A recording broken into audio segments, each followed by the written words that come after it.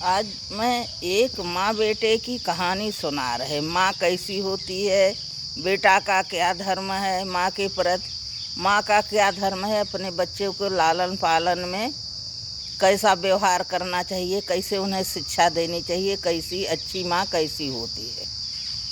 तो आज मैं इसी पर आधारित कहानी सुना रहे हैं मेरे प्रिय दर्शकों। आप लोगों को पसंद आए तो हमारे सासू बहू चैनल को, हमारे पूजा व्रत भजन को चैनल को लाइक कीजिए, सब्सक्राइब कीजिए और शेयर कीजिए। तो एक गांव में एक माता पिता रहते थे। ज़्यादा संपन्न नहीं थे, गरीब ही थे, फिर भी अपन गुजर सफ़र करते थे। और बहुत दिनों बाद उन्हें बुढ़ापे में एक लड़का हुआ। उस लड़के के बड़े लाड़ प्यार से पाला, बहुत अच्छा संस्कार दिया, पढ़ाया लिखाया कि मेरा बेटा सुखी रहे, किसी कष्ट से न गुजरे, अपना भरण पोषण कर ले, अपना परिवार पार ले। इतना गुण इसमें होना चाहिए।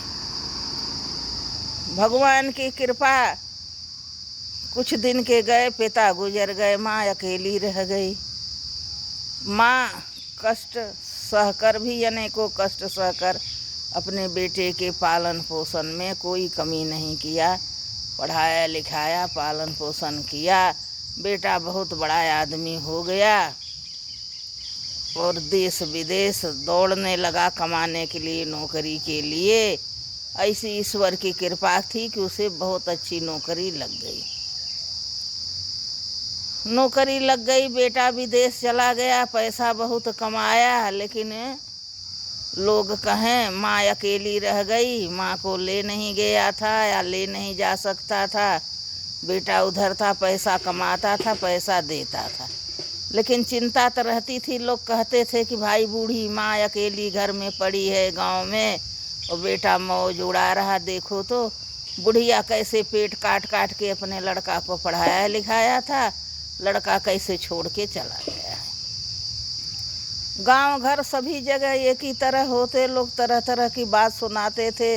लड़का आया तो किसी ने कुछ कि भैया जैसे तू खाते हो वैसे बुढ़िया को भी खिला देना, इसे का अकेले घर में पड़ी है और आप तो मौज से रह रहे हो, इसकी का दशा है, अकेले यहाँ का करती है, कैसे है। अरे इसे भी ले जाओ, नहीं जा पा सकते हो, आकर इसकी देखभाल करो, अपने देश में नौकरी करो। ऐसा लोग कहे। एक दिन बेटे के मन में बड़ा उत्साह जगा, क्रोधित हुआ और आया, अपनी माँ से कहता है, 4 बैग नोटों से भरा अपनी माँ के सामने रख देता है और कहता है, माँ मुझे उत्तीर्ण कर दो, मैं तुम्हारे कर्ज से अदा हो गया, तुम्हारे दूध से अदा हो गया। माँ मुझे अपने कर्ज से अदा कर दो। माँ कुछ बोलती नहीं, माँ तो माँ ही होती है, बोलती है ठीक है बेटा, चलो कोई बात नहीं है, रुपया दोगे तब भी अदा हो, नहीं दिए तब भी अदा हो। माँ का तो स्वभाव होता है, अच्छा बोले तब भी बेटा हो, बुरा बोले तब भी बेटा हो। बेटा तो हो ही, माँ बेटे का नाता कहीं ख़त्म थोड़ी न हुआ है। बेटा तो है ही हो, मैं माँ हूँ, खोज खबर करोगे तब भी माँ हूँ और नहीं तब भी तुम्हारी माँ हूँ। तो ऐसा माँ कहती है और कहती, धैर्य धरो बेटा, मैं तुम्हें कर्ज से अदा कर दूँगी।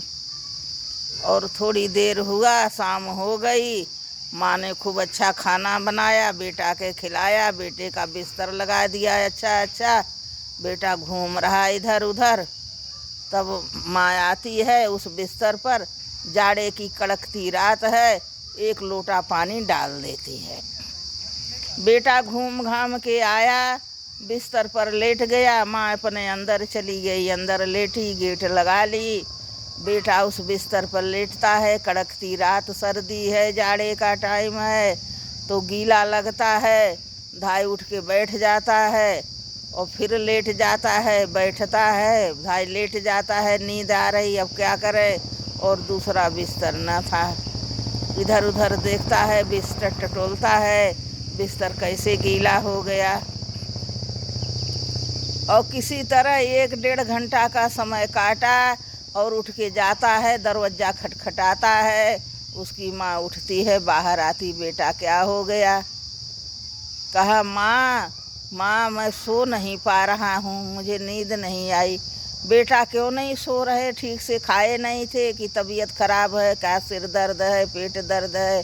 क्यों नींद नहीं आ रही बेटा, क्या हो गया? माँ बोलती बड़े प्रेम से। बेटा कहता नहीं माँ, तबीयत तो ठीक है, बिस्तर पर जाने कैसे पानी पड़ गया है, ठंड लग रही है, मुझे गीला गीला है, मैं सो नहीं पा रहा हूँ। तब माँ कहती है बेटा तुम एक रात नहीं काट सकते गीले में। मैं 3 साल तक तुम्हें लेकर गीले में लेटी, तुम्हें सूखे जगह लेटाई, 3 साल तक तुम बिस्तर में पेशाब किए, लैट्रिन किए, सब किए, मैं इसी गीले में सोती हूँ।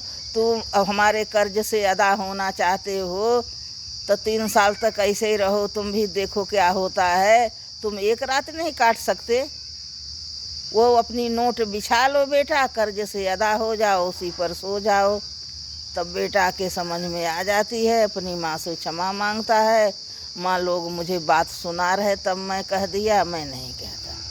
तो यह माँ बेटे की यह कहानी रहती है, यह हकीकत है। बेटा शर्मिंदा होता है, माँ कहती है बेटा शर्मिंदा होने की कोई बात नहीं है। और लोगों को क्या कहते हैं, कुछ न कुछ तो कहेंगे। बहुत अच्छा करोगे तो भी कहेंगे कि बड़ा घमंड आ गया है, बड़ा ऐंठ के चल रहा है।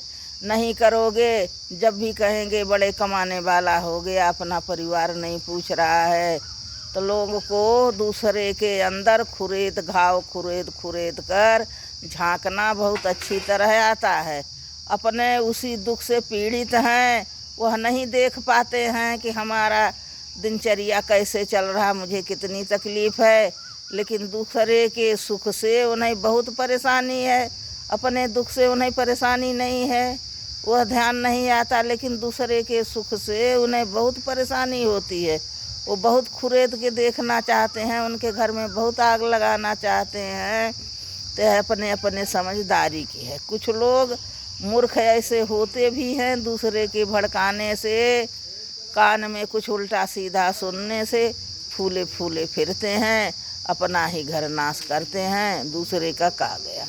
दूसरा तो जो काम करना चाहता था वह चुगली करके सफल हो गया कि इनके घर में आग लग जाए, और चुगली कर दिया, सफल हो गया। बुरा तो तुम्हारा ही हुआ, उसने जो करना चाहता था करके जीत गया।